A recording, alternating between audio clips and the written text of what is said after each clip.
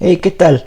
En esta ocasión vamos a hablar acerca de la segunda ley de la termodinámica. Ya hablamos acerca de la primera ley de la termodinámica y dimos una introducción a lo que es el calor específico y los diferentes tipos de procesos a presión y volumen constante. Para entender la segunda ley de la termodinámica debemos de considerar que el universo tiene una sola dirección natural de cambio.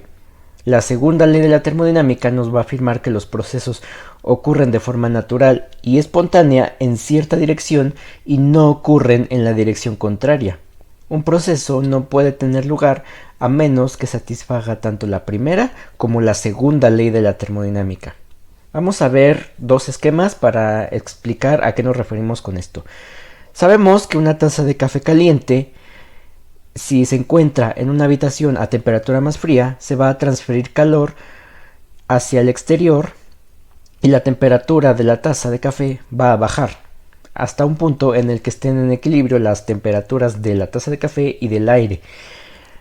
Esa cantidad de calor, la cantidad de calor que pierde la taza de café es equivalente a la cantidad de calor que gana el entorno o el aire de la habitación en la que se encuentra. Pero no ocurre el proceso contrario. Sabemos que una taza de café caliente, si se encuentra en una habitación fría, no se va a hacer más caliente y la habitación se va a volver más fría. Si bien se puede cumplir la primera ley de la termodinámica, cuando el calor recibido por la taza de café sea el mismo que el calor que se pierde de los alrededores, sabemos que esto no ocurre de forma espontánea. No vamos a encontrar una taza de café más caliente y una habitación más fría. También por este lado podemos ver lo que es una resistencia y sabemos que si conectamos esta resistencia a una fuente eléctrica se va a transferir energía eléctrica que genera electricidad y parte de esa energía eléctrica que está recibiendo la resistencia se va a convertir en calor que va a ser transferido hacia los alrededores y lo sabemos porque la propia resistencia se calienta. Sin embargo, el proceso contrario no ocurre, no podemos administrar calor a una resistencia y que esta resistencia entregue una corriente eléctrica o genere electricidad o energía eléctrica. Este proceso no ocurre. Entonces a esto se refiere la segunda ley de la termodinámica. Hay procesos que ocurren en una sola dirección, lo que es enfriar el café o que la resistencia se caliente porque está recibiendo energía eléctrica y parte de esa energía se convierte en calor, pero no ocurre lo contrario, que sería que algo caliente reciba más calor de un medio frío o que el calor se transforme por sí solo en energía eléctrica. Las cosas o los procesos ocurren en una sola dirección o existe una sola dirección de cambio para todos los procesos. Vamos a ver ahora lo que son las máquinas térmicas. Para explicarlo vamos a ver lo que tenemos aquí. En esta imagen vemos un recipiente que contiene agua y contiene una paleta que gira.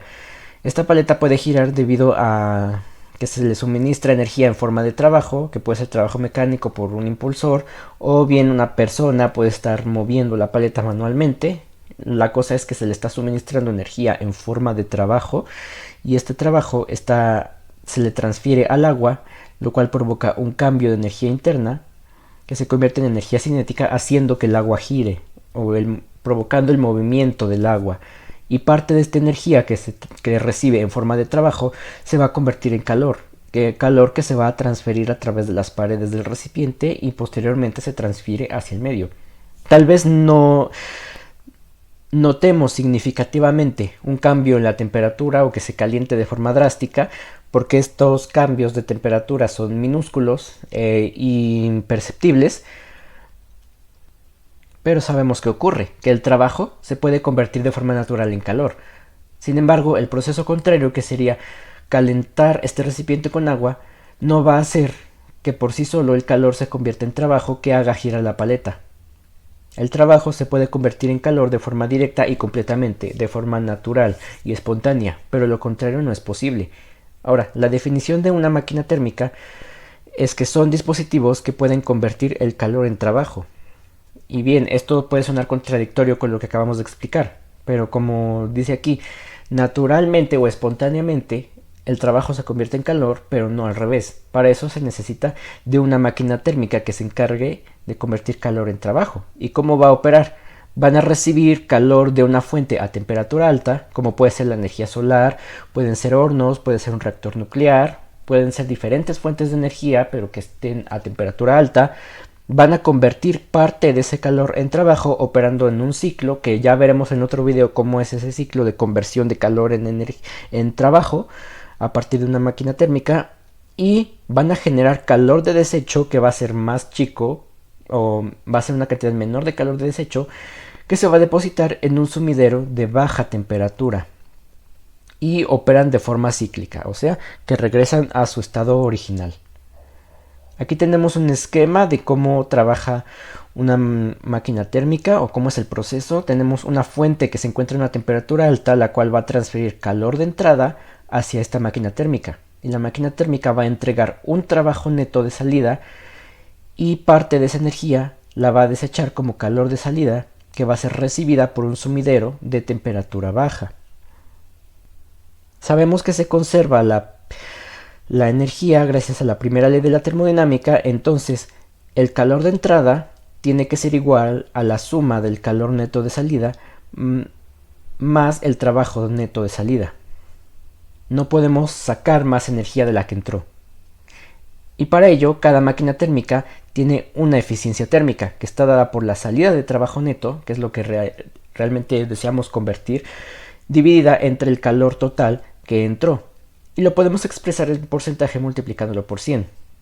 Se escribe con esta letra griega que se llama eta y va a ser igual a 1 menos el calor de salida entre el calor de entrada. La eficiencia térmica siempre va a ser un número menor a 1 porque no podemos sacar más energía de la que entró. Entonces por eso siempre es menor a 1. Y vamos a entrar ahora de lleno con los enunciados de la segunda ley de la termodinámica. Tenemos a dos científicos importantes que contribuyeron a formular cómo está dada la segunda ley de la termodinámica, y cada uno expresó dos enunciados que suenan un poco diferentes, pero que al final tienen un significado similar en cuanto a la propia segunda ley de la termodinámica. Primero tenemos el enunciado de Kelvin Planck, el cual es citado por Thomas Engel y Philip Reid, que textualmente nos dice lo siguiente: es imposible que un sistema sufra un proceso cíclico cuyo único efecto sea el flujo de calor hacia el sistema procedente de un reservorio caliente y que el sistema rinda una cantidad equivalente de trabajo sobre el medio. Y la palabra clave está al final del enunciado. El sistema rinda una cantidad equivalente de trabajo. Equivalente sería igual. El trabajo de salida igual al calor de entrada. Eso no puede ser posible, es imposible. Por lo tanto, en otras palabras, significa que ninguna máquina térmica puede tener una eficiencia del 100%. En este esquema podemos ver una máquina térmica que viola el enunciado de Kelvin Planck de la segunda ley. Tenemos un depósito de energía térmica que entrega un calor de entrada de 100 kilowatts. Se somete a un proceso cíclico en una máquina térmica en el cual entrega un trabajo neto de salida de 100 kilowatts y el calor de salida es igual a 0. Esto representa una eficiencia del 100%, ya que todo el calor de entrada se convirtió en trabajo. Pero esto no puede ser posible. Esta máquina viola el enunciado de Kelvin Planck. Y también tenemos el enunciado de Clausius, que es parecido y también está mostrado por Thomas Engel y Philip Reid, que textualmente nos dice lo siguiente: para un sistema que sufre un proceso cíclico, es imposible que el único efecto sea el flujo de calor hacia el sistema desde un reservorio frío y el flujo de una cantidad equivalente de calor fuera del sistema hacia un reservorio caliente. Las palabras clave están resaltadas con amarillo. El flujo de calor desde un reservorio frío hasta un reservorio caliente. O sea que el calor no se transfiere de lo más frío hacia lo más caliente. El calor por sí solo no se va a transferir desde un medio frío hacia uno más caliente, pero para ello se requiere una fuente de energía externa. Nosotros tenemos en casa un refrigerador, el cual conserva fríos nuestros alimentos y lo que hace es retirar calor de los alimentos, bajarlos hasta una temperatura de 4 grados Celsius aproximadamente, y ese calor que le retira lo desecha hacia un medio más caliente, que en este caso sería la habitación o la cocina o el lugar en donde se encuentra este refrigerador. Pero por sí solo este proceso no ocurre. Entonces podría sonar contradictorio, ya que violaría la segunda ley de la termodinámica, pero es posible gracias a que se requiere una fuente de energía externa, un trabajo neto de entrada que se encargue de transferir la energía desde lo más frío hacia lo más caliente. Ocurre gracias a que suministramos energía. Vamos a ver un esquema de un refrigerador que viola el enunciado de Clausius. Tenemos un espacio frío, el cual entrega una cantidad de calor de 5 kilojoules. Este calor es recibido por un refrigerador, un trabajo neto de entrada de 0, y todo el calor recibido, fíjense que son los mismos 5 kilojoules, son transferidos hacia un reservorio caliente. Esto no ocurre por sí solo. Para que ocurra este proceso necesitamos inyectar trabajo neto de entrada. Y fíjense que es el proceso contrario a cómo opera una máquina térmica. La máquina térmica obtiene calor desde un reservorio más caliente, entrega trabajo neto de salida y parte de ese calor lo manda hacia un reservorio más frío. Aquí ocurre lo inverso. Desde un reservorio frío se transfiere calor hacia la máquina térmica, recibe trabajo neto de entrada y ese calor lo transfiere hacia un reservorio más caliente. Sin embargo, ambos procesos pueden ocurrir debido a que en uno se desecha calor de salida y en el otro se recibe trabajo de entrada. Vamos a ver rápidamente lo que son los refrigeradores y las bombas de calor. El objetivo de un refrigerador es eliminar calor de un espacio enfriado.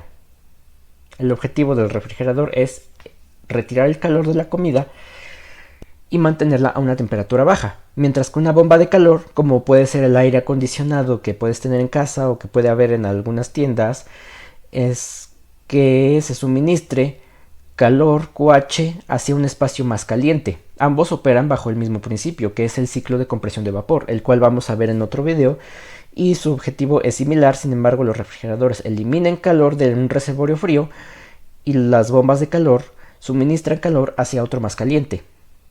Aquí podemos ver un diagrama de cómo operan. Tenemos un espacio refrigerado que está a una temperatura fría, el cual va a entregar un calor QL. Este va a ser la salida deseada. Retirar el calor del espacio frío. Se somete al ciclo de compresión de vapor en el cual existe un trabajo neto de entrada. Esto no puede ser cero. Este trabajo neto de entrada es la entrada requerida para que este proceso se pueda llevar a cabo. Y lo que va a hacer es desechar calor QH hacia un ambiente caliente, que está a una temperatura mayor que la temperatura del espacio refrigerado. Y aquí vemos una bomba de calor en el cual de un ambiente frío que está a una temperatura baja se suministra calor QL hacia la bomba de calor y recibe trabajo neto de entrada. Necesitamos una energía de entrada requerida para que este proceso funcione, y lo cual la salida requerida o la salida deseada va a ser el calor que se va a suministrar hacia un espacio más caliente, que es QH. Entonces, en un refrigerador la salida deseada es el calor que retiramos del espacio frío, mientras que en una bomba de calor la salida deseada es el calor que suministramos a un espacio más caliente. Y bien, eso ha sido todo por el video de hoy. Espero les haya gustado y les haya sido de mucha ayuda, y si es así, suscríbanse, déjenme un like y nos vemos para un siguiente video.